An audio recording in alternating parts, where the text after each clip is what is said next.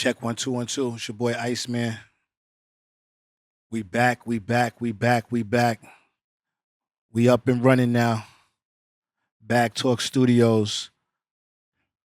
Back Talk the podcast. Finally, the Back Talk podcast.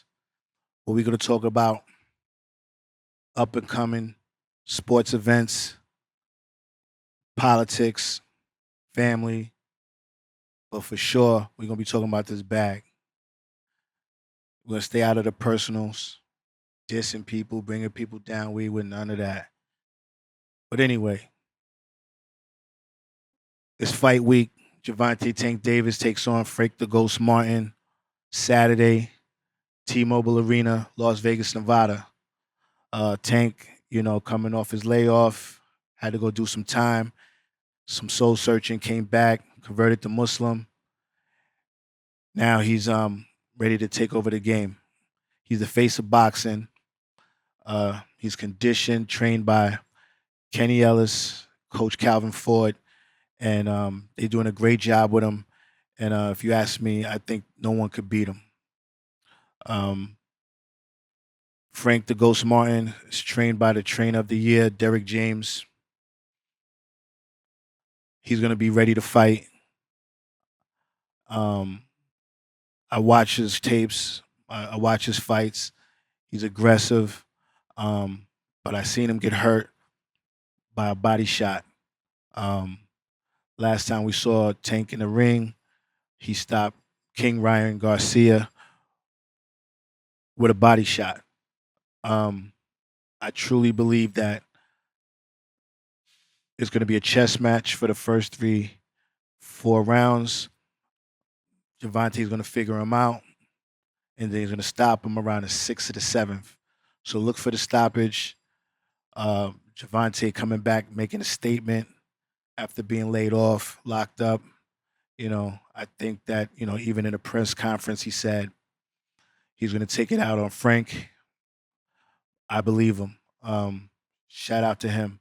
Also coming out their camp with Kenny Ellis and Calvin Ford was Adrian the Problem Broner. Came up short with Blair the Flair Cobb, but he looked good, Broner. Um, since his comeback, he's 1-1. Everybody's trying to count him out. I think there's enough people out here that he could beat. So AB, stay at it, stay with it. I think you're a four division champion, and I believe that you know you should be in the game. 4-time champion. He came up short. I got the call. Everyone thought his teeth fell out, but it was actually veneers that popped out. So shout out to Adrian Broner. It's my man right there.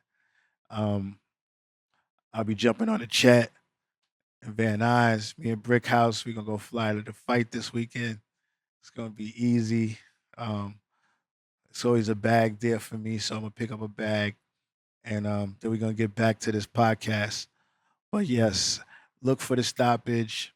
Gervonta Tank Davis, his return on that card. They got David Benavidez fighting for the light heavyweight interim championship.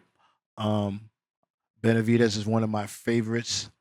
I think that he stops this guy. Um, I can't pronounce his last name, but apparently David stopped him in sparring or hurt him really bad. So this is just gonna be like a replay of that. But I'm just looking forward to PBC. I hear that the bag, yeah, the bag, yeah, is already at 15 million tickets hard tickets sold. Pause. $15 million at the gate. Gervonta is definitely the face of boxing with those numbers. Um, the pay per view is going to probably be another 35 to 40 million.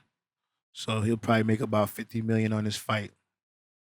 Um, I hear he just closed a deal for upwards of almost 300 million. His bag is going to be loaded. Pause and look forward to the stoppage. Okay, yeah. All right, cool. So look, I get a lot of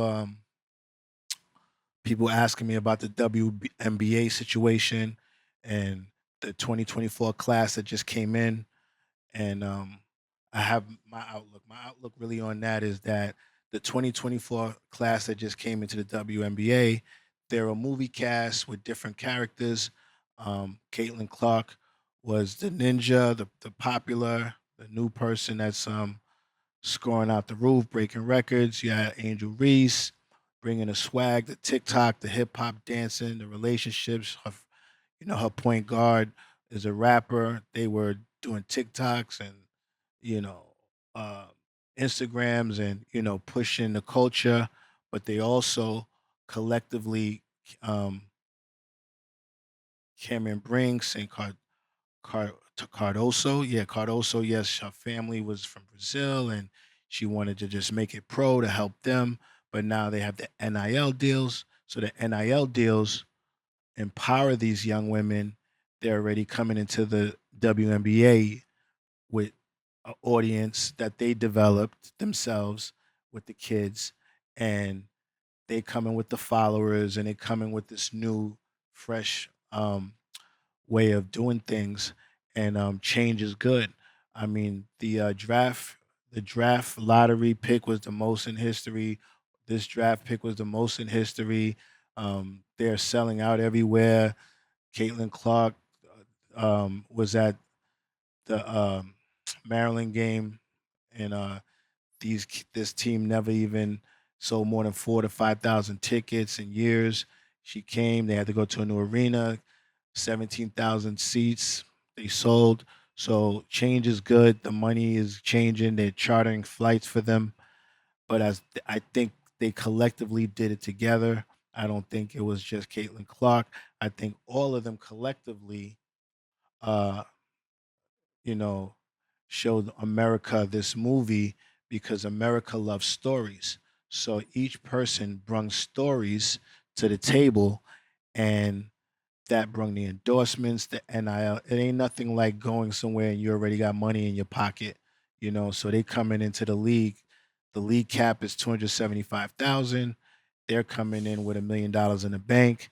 It helps them with their um their A game. It helps them with their confidence. It definitely helps them financially. And shout out to them. And that's my take on the WNBA. I think they did it collectively, and I think that they need to work together and bring in the sponsorships and bring in all the money and stop bickering about small things that don't make no money. So that's my take on it. My take on USA basketball and the Olympics not picking Caitlin Clark. I truly believe that's a mistake. I think that she brings more eyes, more people, more fans, children to the game of basketball. So we're about winning games, or we're about moving the whole culture forward. If you try and bring the whole culture forward to make all the money, you're gonna need Caitlin Clark on your team. So it's a team effort. So how you gonna leave out your top money maker? That doesn't even add up.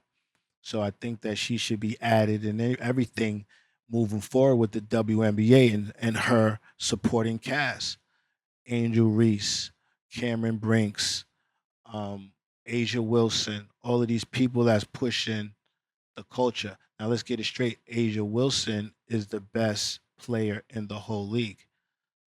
Jackson, Martin, Cardoso, all these kids, they are now a team pushing the culture forward. So I just think that they all should support each other, and USA basketball should reconsider if it's not too late. And yeah, take, Caitlin Clark out there and get more eyes on the culture. So that's my take on that. Also, we got the NBA finals. Um, Dallas down 2, Celtics up 2, Boston Celtics versus Dallas Mavericks. Um, I just think that Kyrie's the X factor. He needs to step up right now. He probably don't like playing in Boston from the past history he got over there, but I know he's trying to block it out as much as possible. But I know it's hard. pause. He need to step it up because Dallas has to win the next 4 games to win the championship. I was hoping they would take it, um, but Jalen and Jason and those guys over in Boston, they're not playing. Um, they look like they ready to sweep if that's their if that's what they really want to do. Porzingis is hurt already. Um, he had a great comeback game, and then he slowed down. Coming to find out, he's injured a little bit, and he's they're watching him day by day. But I think that Kyrie's turn to turn it up and get 2 in Dallas, and then make this a series between the NBA Finals. But if that doesn't happen, if Kyrie don't pick up the 2 games and Boston gets 1 in Dallas, it looks like he may beat Boston in 5. That's my prediction. All right, and then also between the NBA and the NHL, I've been watching back and forth on TV, and the NHL, Florida Panthers versus the Oilers. Panthers up 2 games right now.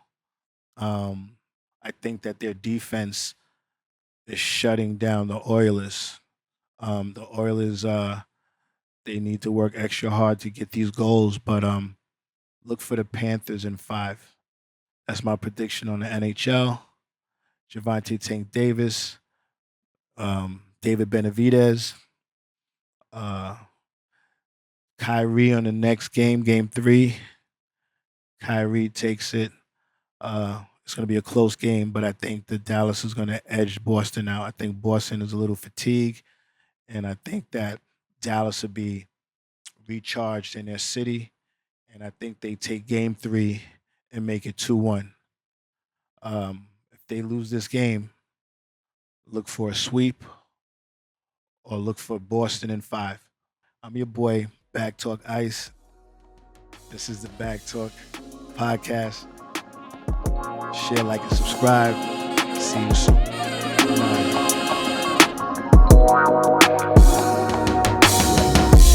Yeah, it's going off tonight. You fucking with a boss tonight. Yeah. Red carpets and the flashing lights. We in and out and on the flight. Yeah. Everybody talk the hype. We all here living the life. Yeah. So skip the small talk, motherfucker.